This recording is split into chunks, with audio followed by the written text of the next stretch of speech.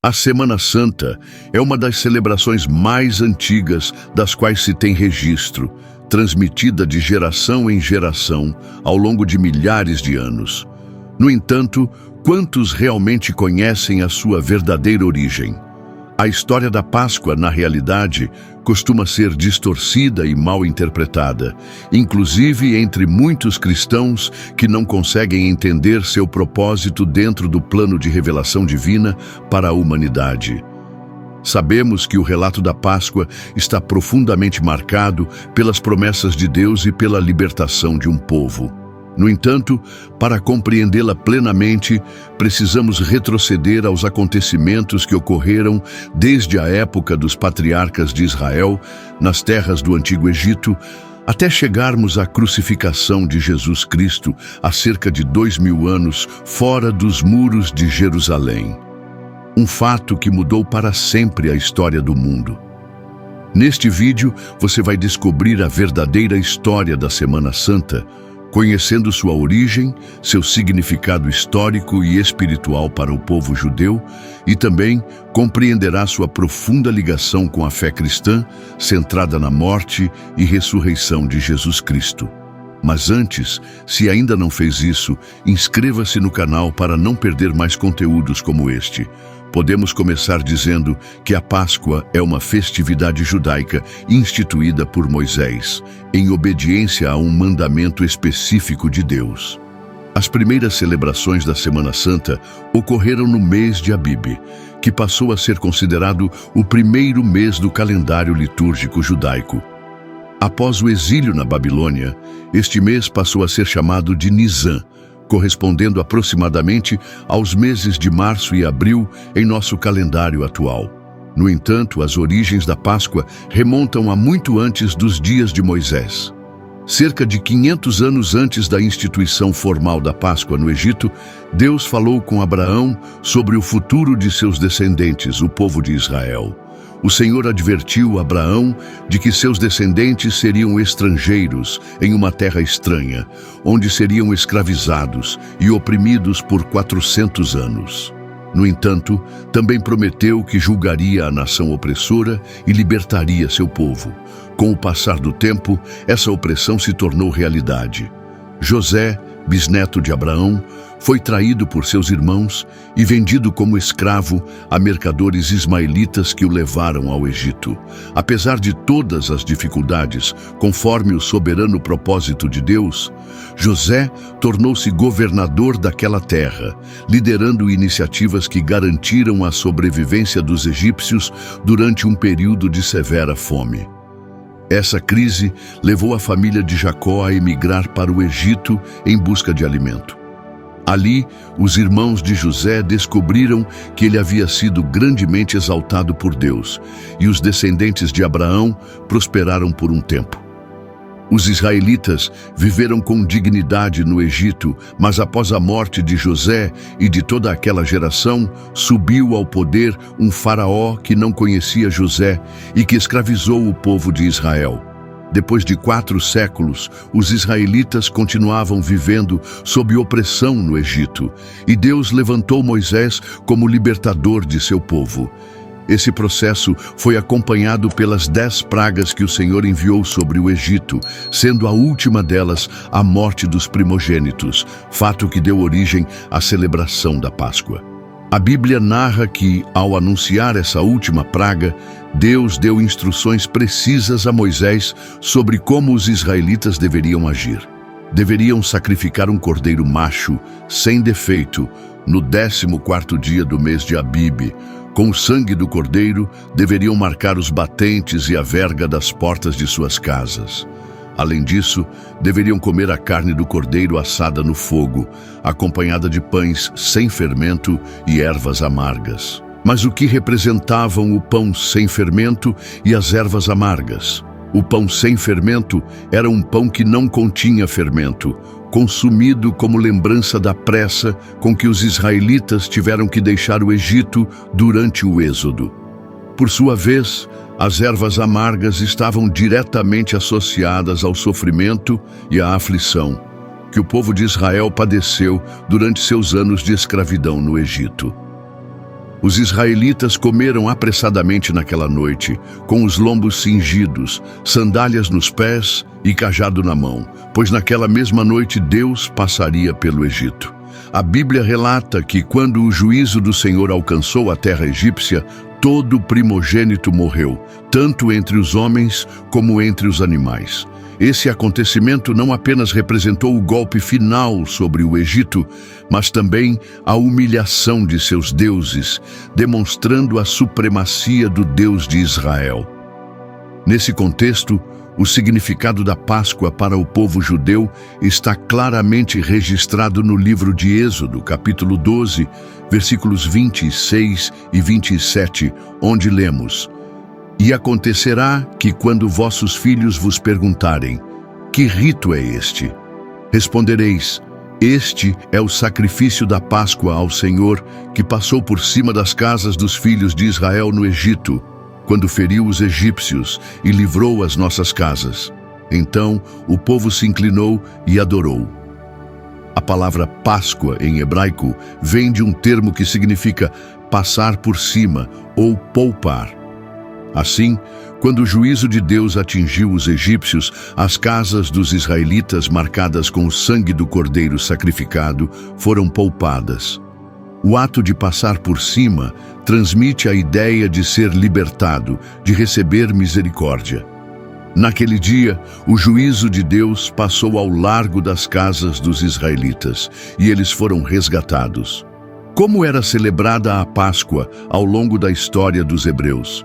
Sabemos que Moisés instituiu a Páscoa como uma celebração anual. Sendo a festa judaica mais antiga, ela deveria ser observada seguindo as normas estabelecidas no Pentateuco, particularmente em Êxodo 12, Levítico 23 e Deuteronômio 16. Assim como na primeira Páscoa celebrada no Egito, o festival anual começava ao entardecer do dia 14 do primeiro mês, seguido por 7 dias conhecidos como a Festa dos Pães Asmos. Cada família separava um cordeiro macho, sem defeito, de até 1 ano de idade, no dia 10 do primeiro mês, e o mantinha até o dia 14. O cordeiro deveria ser assado inteiro, sem quebrar seus ossos, e consumido apressadamente, acompanhado de pão sem fermento e ervas amargas. Os israelitas deviam comê-lo com suas vestes cingidas, sandálias nos pés e cajado na mão, em memória da pressa com que saíram do Egito. Não era permitido deixar sobras para o dia seguinte. O que não fosse consumido deveria ser queimado. Durante a celebração da Páscoa, o chefe da família explicava aos filhos o significado do rito, ensinando-lhes o motivo daquela comemoração. Também foi instituída uma segunda Páscoa, 1 mês depois, para aqueles que não pudessem participar da primeira, conforme relatado no capítulo 9 do livro de Números. Enquanto peregrinavam pelo deserto, os filhos de Israel não celebraram a Páscoa regularmente, mas retomaram a prática ao acamparem em Gilgal, sob a liderança de Josué. Além disso, há várias outras passagens bíblicas que fazem referência à celebração da Páscoa ao longo da história do Antigo Testamento. Finalmente, chegamos à época de Jesus.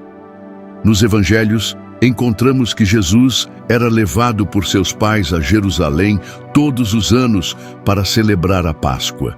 No Evangelho de João, por exemplo, são mencionadas pelo menos 4 ocasiões em que Jesus participou desta festividade durante seu ministério terreno.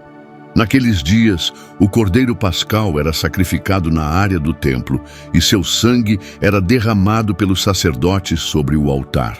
A refeição pascal podia ser consumida em qualquer casa dentro de Jerusalém, e era comum que os judeus formassem grupos para compartilhá-la, como aconteceu com Jesus e seus discípulos, que se reuniram no cenáculo, formando uma espécie de família espiritual. Estima-se que entre 60.000 e até 180.000 judeus iam a Jerusalém para a Páscoa, a maioria proveniente da diáspora, ou seja, judeus que viviam em outras regiões do mundo. Vale destacar que os gentios, como os romanos, não podiam participar da celebração da Páscoa. No entanto, os prosélitos, ou seja, os estrangeiros que aceitavam cumprir as condições exigidas pela lei mosaica, eram admitidos na celebração da Páscoa. Muitos estudiosos sugerem que nos dias do Novo Testamento sacrificavam-se cerca de 250 mil cordeiros durante a celebração da Páscoa judaica.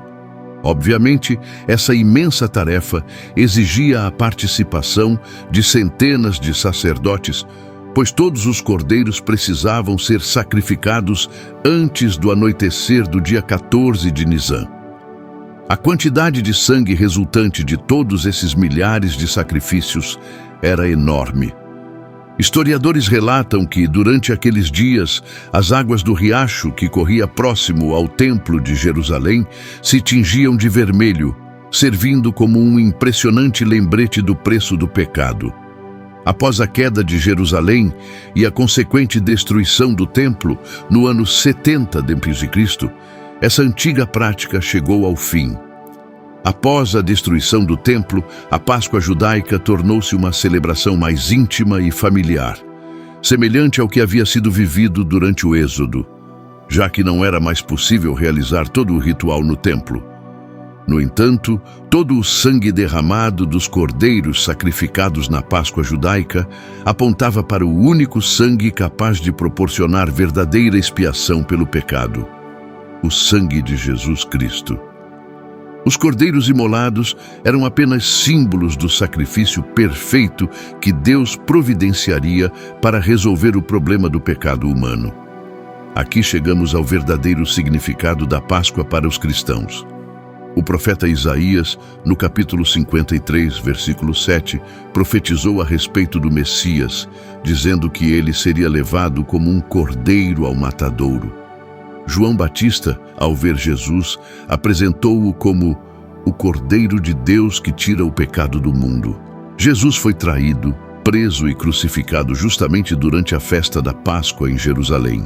E como o Cordeiro Pascal, sem mancha nem defeito, nenhum de seus ossos foi quebrado, cumprindo assim o que havia sido profetizado pelo salmista no Salmo 34, verso 20. Tudo isso provavelmente ocorreu em uma sexta-feira, embora alguns defendam que poderia ter sido numa quarta ou quinta-feira. Aqui consideraremos a sexta-feira como a posição mais tradicional dentro do cristianismo histórico.